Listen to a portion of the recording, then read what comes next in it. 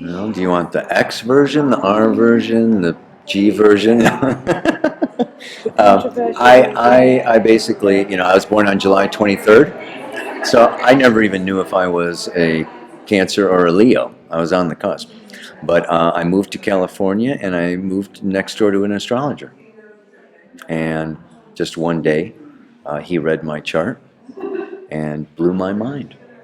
I was 17, and he told me about my health and my girlfriend and my parents and my childhood and what I loved and what I was, I mean, it was just like, it was amazing. So it was pretty much from that minute that I got every book I could and did charts for my family and friends and everybody I could and just gobbled it up. Yeah. Mm-hmm. So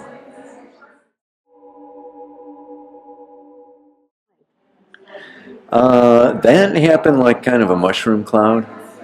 It was very sudden. Neptune went over my descendant, and it really changed a lot of things in my life. I would say that I started doing the Pele Report in 2011, Mm-hmm. but it was more of it wasn't every week.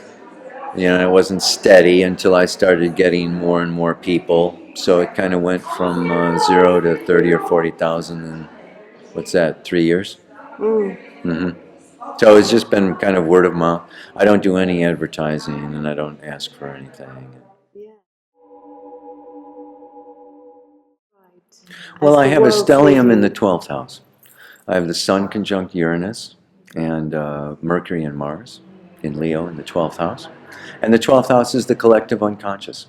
Mm-hmm. And so I have a way, I think, of mirroring the collective unconscious. So people from around the globe, can all kind of relate to what is kind of coming, through me.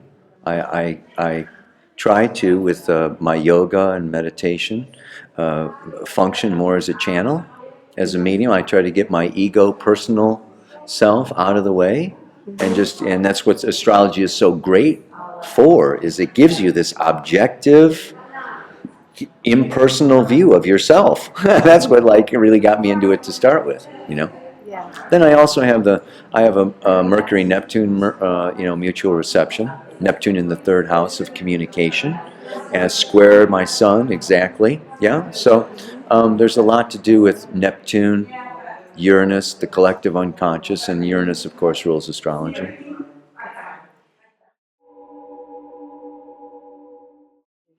They should get a chart reading.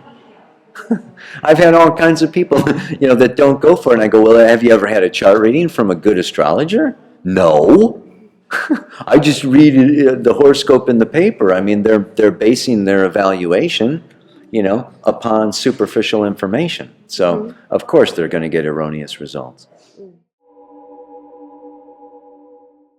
Mm. For me, it's breath. It's breath. It's breathing.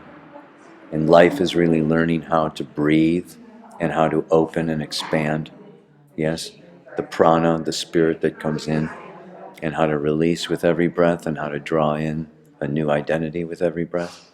So I think breath is so pivotal, and particularly now, it has so much to do with stress levels, with health, with aging, with everything. So if people could just breathe, focus on their breath, pay attention to their breath, do breath of fire, pranayama. There's all kinds of, I offer it on my website. There's different, kinds of, breathing techniques, shamanic breath work. Really working with the breath can, I think, have the best results for people.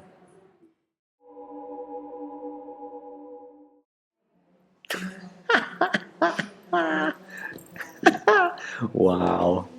Well,